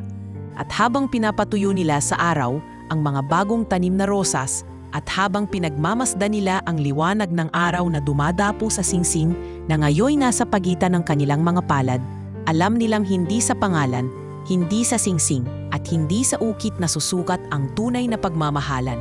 Nasa pagpili ito, sa araw-araw na pagharap, sa tahimik na pagkakalinga, at sa matatag na paninindigan na kahit hindi nila mahanap ang buong sagot, pipiliin pa rin nilang manatili sa isa't isa. Ngayon at sa bawat bukas na darating, muling umambon kinagabihan. Ang hangin ay malamig. Tila ba dinadala ang damdamin kahit tagal nang itinatago ng gabi. Habang ang mga patak ng ulan ay humahalik sa bubong ng beach house, si Aliana ay nakaupo sa sala. Hawak ang singsing na muling nagbukas ng tanong na akala nila'y matagal nang naisara. Si Rafael tahimik lamang sa kabilang sofa, may hawak na lumang folder. Hindi niya alam kung dapat ba niyang ipakita kay Aliana ang nilalaman nito. Isang investigasyong matagal na niyang ipinahinto, pero kamakailan lang ay muling binuhay ng kanyang pribadong investigator. Isang ulat na hindi lang tungkol kay Marco, kundi pati kay Andrea, ang kabiyak na akala niyang namatay sa isang aksidente 6 na taon na ang nakalipas. Sa huli, napagdesisyonan niyang ilatag ang lahat. Inipon ko ito matagal na, wika ni Rafael habang inilalapag ang folder sa gitna ng mesa. Ayokong malaman mo ito sa ibang tao. Gusto kong galing sa akin. Binuksan iyon ni Aliana at isa-isang lumabas ang mga dokumento. Mga CCTV screenshot, hospital logs, flight records, isang death certificate. Pero ang lahat ng ito ay may inconsistencies. Yan ang death certificate ni Andrea, ani Rafael. Pero hindi ito officially authenticated. Walang malinaw na postmortem. Walang katawan. Ang sinabing aksidente, hindi kailanman nahanap ang bangkay. Dahan-dahang tumayo si Aliana. Anong ibig sabihin nito? Tingin ko, hindi aksidente ang pagkawala ni Andrea, sagot ni Rafael. At kung totoo mang ikaw siya, kung totoo man ikaw ang babaeng mahal ko noon at akala kong nawala, hindi ko hahayaang mawalan pa tayo ng sagot. Napahawak si Aliana sa likod ng upuan. Ipinagluluksa mo ako habang buhay pa pala ako. Tumango si Rafael, pilit milulunok ang bigat sa dibdib. 6 na taon, Aliana. 6 na taong ang tanging bitbit ko ay singsing at alaala. At ngayon ito, ikaw, isang babaeng may kaparehong singsing, kaparehong mga pangarap, at kaparehong puso. Napaupo si Aliana, tulala, hawak ang folder. Kung totoo to, aniya, ibig sabihin pinlano ang lahat. Pinaniwala ang lahat na patay ako. At kung ganun, sino ang gumawa nito? Saglit na katahimikan ang lumatag hanggang sa binuksan muli ni Rafael ang folder at inilabas ang huling papel. Isang sulat kamay na nakuha mula sa lumang boarding house sa Davao. Doon nakatira noon si Marco at ito ang isa sa mga naiwan nitong dokumento. Nakasulat sa lumang papel, kapag nawala na siya, tuluyan ng sa atin ang lahat. Walang magmamana, walang babalik, lalo na kung hindi na niya matandaan kung sino siya. Plinano nilang burahin ka. Mariing sabi ni Rafael, gamit ang trauma, gamit ang takot, gamit ang pagmamahal na ginamit sa maling paraan. Nagsimulang manginig ang katawan ni Aliana.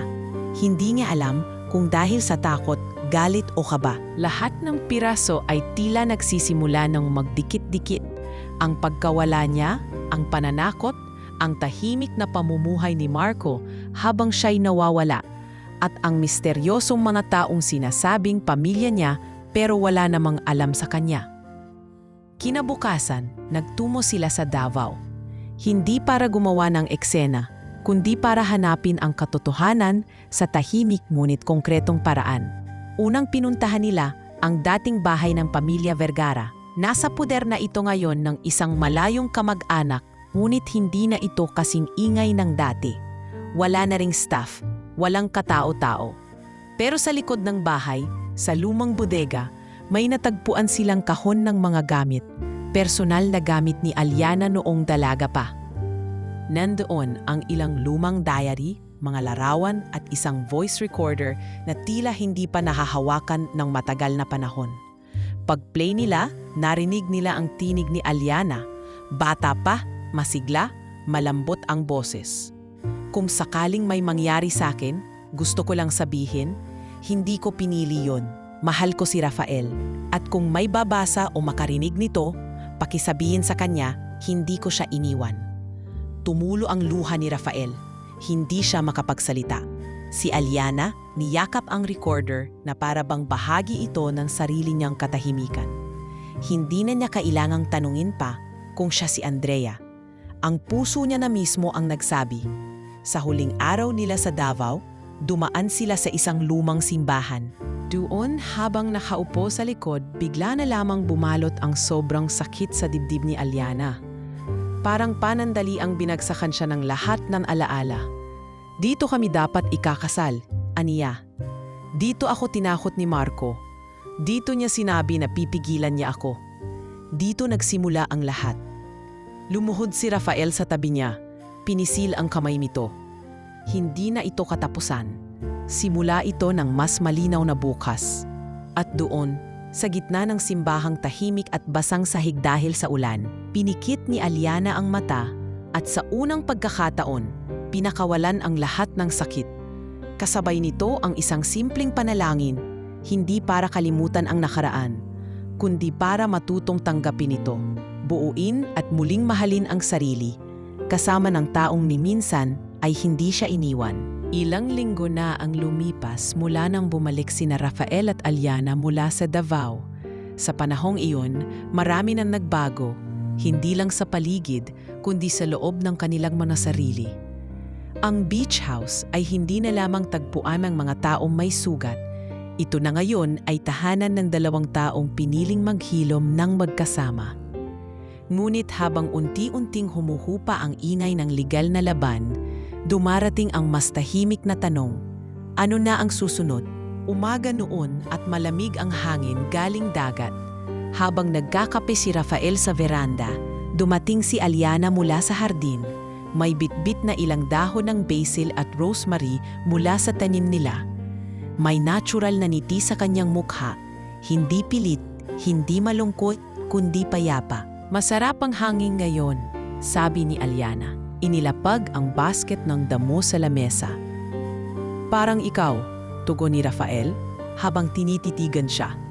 Tahimik na, pero dati parang bagyo. Umupo si Aliana at tumawa ng bahagya. Wala na akong kailangang itago at wala na rin akong kailangang patunayan.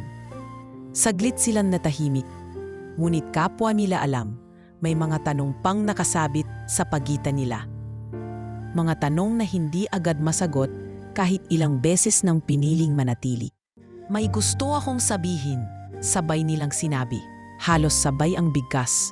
Nagkatinginan sila, natawa pareho. Si Aliana ang unang nagsalita. Narealize ko nitong mga nakaraang araw habang sinusubukan kong balikan ang mga nangyari, ang mga taong nawala, ang mga taon na hindi ko alam kung nasaan ako. Hindi pala kayang buuin ng memorya lang ang pagkatao ng isang tao. Hindi lang ito tungkol sa kung sino ka noon. Ang mahalaga kung sino ka ngayon. At ikaw ang isa sa dahilan kung bakit buo na ulit ako ngayon. Hindi agad nakasagot si Rafael. Kinuha niya ang kamay ni Aliana. Marahang pinisil.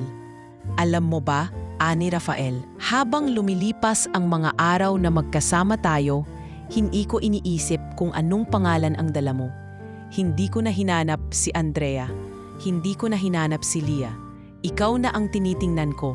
Yung ikaw ngayon, yung ikaw na kahit kumuho ulit ang mundo, alam kong lalaban.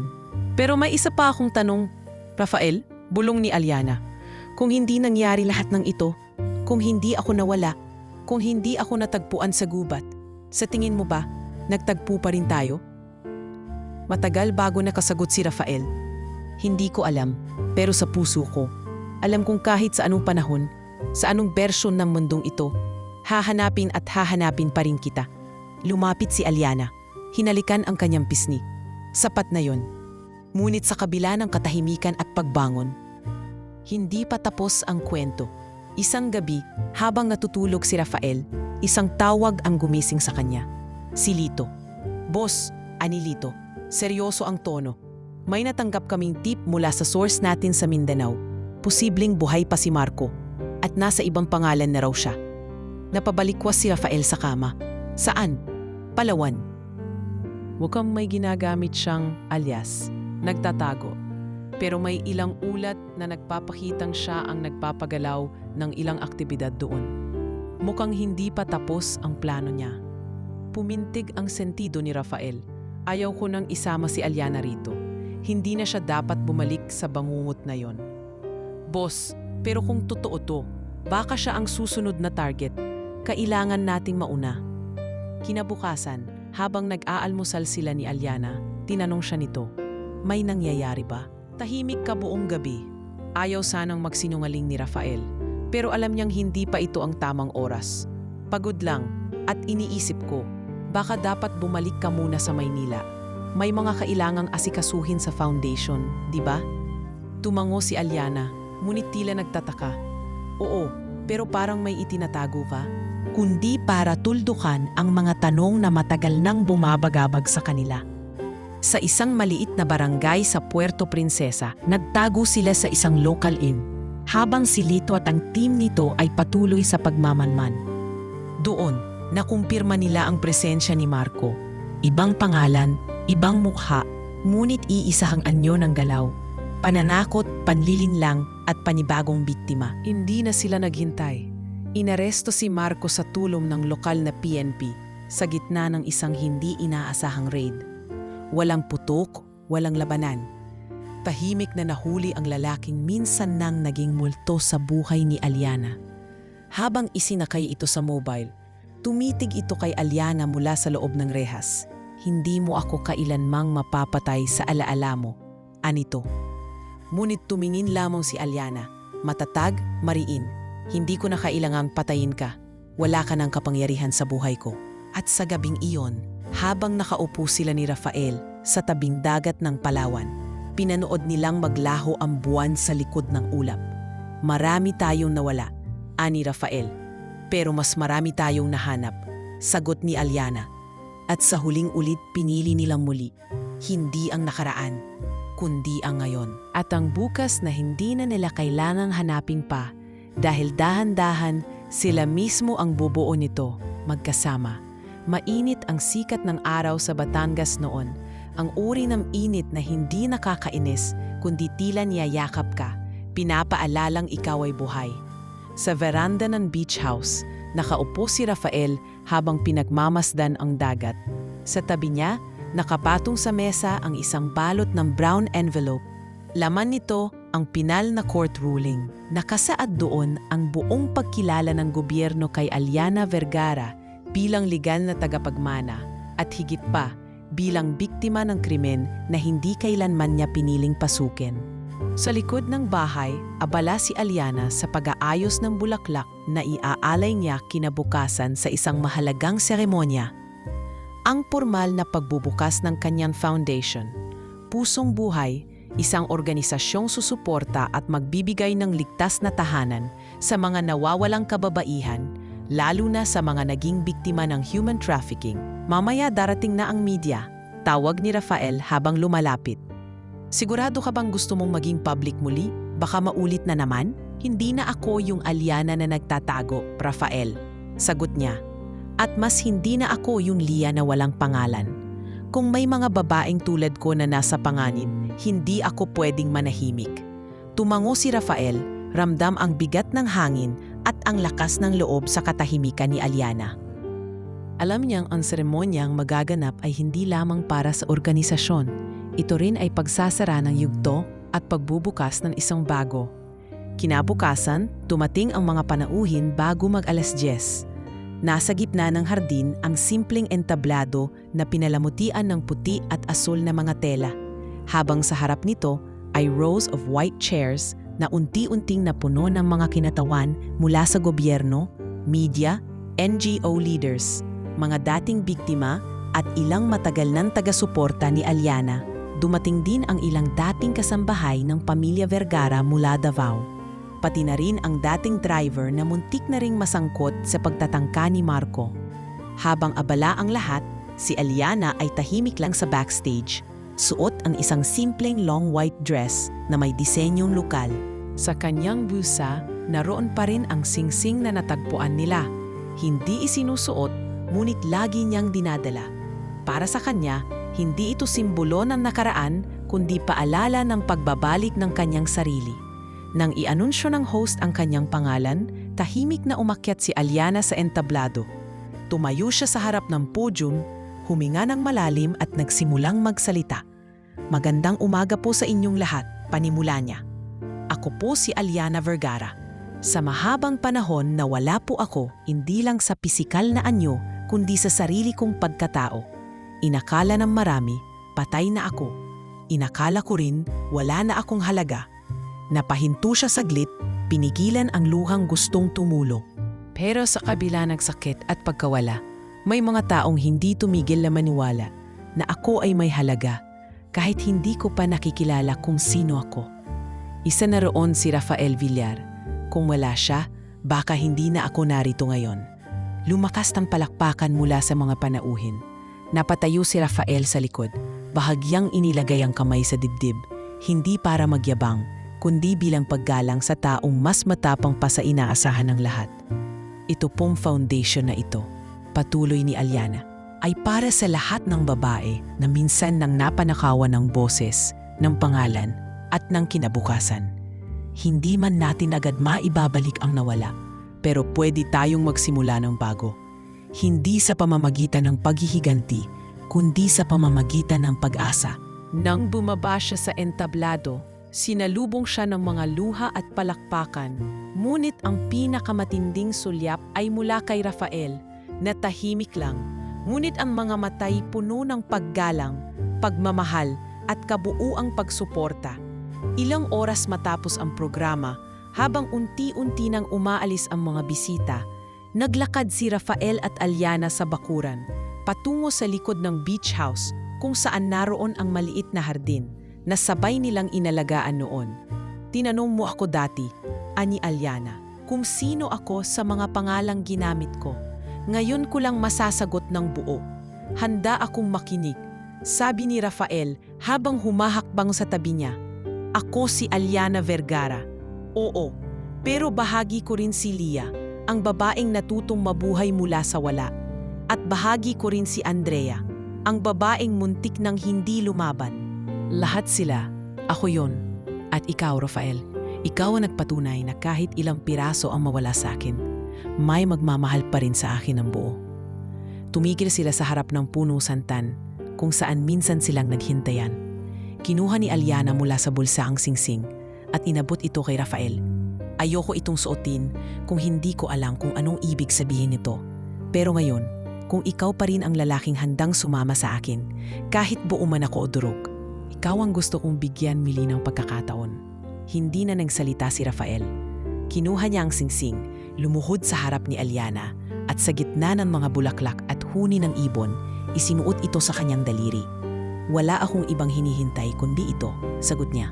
Sa pangalan mo noon, sa pangalan mo ngayon, sa bawat pangalan mo bukas, ikaw ang pipiliin ko. At doon, walang kamera, walang press, walang audience. Anging ang dagat, ang hangin at ang mga alaala ang saksi. Ipinagpatuloy nila ang kwento na minsang naputol, ngunit ngayon ay ipinagpatuloy nila nang sila na ang may hawak ng panulat. Umaga ng linggo, tahimik ang paligid ng beach house. Sa himpapawid ay sumasayaw ang marahang hangin, dala ang halimuyak ng dagat at bagong gising na damuhan. Nasa loob ng bahay si Rafael. Suot ang simpleng puting polo habang inaayos ang mesa sa veranda. Sa gitna nito, may 2 tasa ng kape at maliit na florera ng santan. Bulaklak na tila hindi lang simbolo ng paggunita, kundi ng panibagong yugto na muling isinusulat ng 2 pusong minsang nagkahiwalay. Paglabas ni Aliana mula sa loob ng bahay, suot ang simpleng floral dress na pinili niyang isuot noong una silang mag-usap sa ilalim ng santan. Mumiti ito nang makita si Rafael. Para saan to? Tanong niya. Naupo sa tabi nito. Wala, sagot ni Rafael. Gusto ko lang na simulan natin ang araw sa isang bagay na pamilyar. Pamilyar? Tanong ni Aliana habang inaabot ang tasa ng kape. Isang usapan, isang katahimikan, at isang desisyon na hindi natin kailangan ipagsigawan pero pareho nating nararamdaman. Muling tumahimik ang paligid. Ngunit sa pagitan ng bawat paghigop ng kape, sa pagitan ng mga sulyap, alam nilang hindi na nila kailangan pa ng matagal na paliwanag. Sa wakas, pareho na silang huminto sa paghahanap ng sagot at nagsimulang mamuhay sa sagot na sila mismo ang bumuo. Ilang taon ang nawala sa atin, Rafael, ani Aliana habang pinagmamasdan ang kanyang mga kamay na nakapatong sa mesa. 6 na taon sa'yo, halos 1 taon sa akin. Pero ang pakiramdam ko, parang dito lang ako sa tabi mo sa lahat ng panahong yon. Tumango si Rafael. Hindi ko rin alam kung paano ako nabuhay nang hindi kita kasama. Pero natutunan ko ring tanggapin na hindi kailangan mabalik ang nakaraan. Ang kailangan lang ay piliin ka araw-araw. Napangiti si Aliana. Pipiliin din kita, hindi dahil sa utang na loob, hindi dahil sa nakaraan, kundi dahil dito sa kung ano tayo ngayon. Matapos ang almusal, nagtungo silang 2 sa bayan, hindi para sa opisyal na lakad, kundi para lang mamili ng gulay sa palengke. Magaan ang bawat hakbang, parang magkasintahang simpleng namamasyal. Wala ng drama ng nakaraan. Doon, napansin ni Aliana ang ilang mata ng tao na napapalingon pa rin sa kanila. Hindi dahil sa intriga, kundi dahil sa paghanga. Sa kabila ng lahat ng pinagdaanan niya, narito siya ngayon, tahimik, matatag at masaya. Pagka-uwi, habang binubuklat ni Aliana ang isa sa mga lumang recipe book sa kusina, lumapit si Rafael na may dalang maliit na kahon. Hindi ito mamahalin. Gawa ito sa kahoy. May simpleng ukit ng kanilang pangalan, Leah and Rafael. At sa ilalim ay nakalagay, araw-araw, kahit hindi araw ng kasal. Hindi ako magpoproposa, ani Rafael habang ibinibigay ang kahon. Wala pa akong singsing na bago. Wala rin akong handang speech. Pero kung handa ka na, gusto ko lang tanungin, gusto mo bang simulan natin ang buhay na magkasama? Hindi bilang obligasyon, kundi bilang desisyon. Binuksan ni Aliana ang kahon. Laman nito ay isang maliit na susi. Ano to? Susi ng opisina mo. Pinatayo natin yung bagong building ng foundation sa tabi ng bagong branch ng kumpanya ko sa Maynila. Gusto kong magtabi tayo ng espasyo. Hindi lang sa trabaho, kundi sa buhay. Hindi na nakasagot si Aliana. Yumakap siya kay Rafael at sa yakap na iyon ay dama niya ang lahat ng hindi na kailangang sabihin. Hindi ito proposal ng pag-aasawa. Ito ay proposal ng pagiging magkasama. Sa araw-araw, sa ordinaryo. Sa sumunod na mga buwan, naging normal ang lahat. Ang foundation ay tuloy-tuloy ang paglago. Si Aliana ay abala sa mga kampanya. Samantalang si Rafael ay muling naging aktibo sa kanyang mga negosyo. Ngunit sa bawat hapon, kapag tapos na ang trabaho, sabay pa rin silang umuuwi sa iisang bahay, iisang hapag at iisang katahimikan. Minsang habang pinagmamasdan nila ang paglubog ng araw sa beach house, tinanong ni Aliana, "Kung babalikan natin lahat ng nangyari, babaguhin mo ba kahit isa roon?" Nag-isip si Rafael, maraming bahagi ang masakit. Maraming gabi na gusto ko nang sumuko, pero kung wala ang lahat ng iyon, baka hindi kita natagpuan sa paraang totoo. Kaya hindi. Ni minsan, umikit si Aliana at dahan-dahang pinisil ang kamay ng lalaking na yon ay hindi na bahagi lang ng isang masalimuot na kwento, kundi kasama na sa buhay na payapa. Sa paglipas ng panahon, marami ang nagbago sa paligid. Ang dating tahimik na beach house ay naging lugar ng pag-uusap, paghilom at panibagong simula para sa iba pang biktima ng kawalang katarungan. Ngunit sa gitna ng lahat ng iyon, nanatiling buo ang isa. Ang pagmamahalan na hinubog hindi sa lambing ng panliligaw, kundi sa matinding pagsubok, pagdududa at pagpapatawad. Isang araw habang nililinis nila ang lumang cabinet sa silong ng bahay, may natagpuan silang lumang Polaroid photo. Litrato iyon ni Rafael at ni Andrea. Mas bata, mas inosente. Sa tabi nito, may isa pang Polaroid, si Rafael at si Aliana. Pareho ang lugar, pareho ang ngiti. Magkatabi nilang tinitigan ang dalawang larawan. "Bakit pareho?"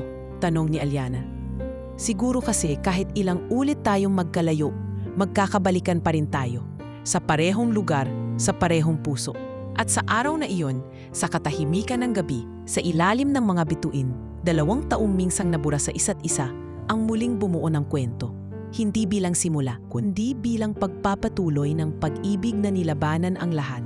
Panahon, pangyayari at pagkakalimot. At sa bawat araw na dumarating, hindi nila kinakalimutang tanungin ang isa't isa, sabay.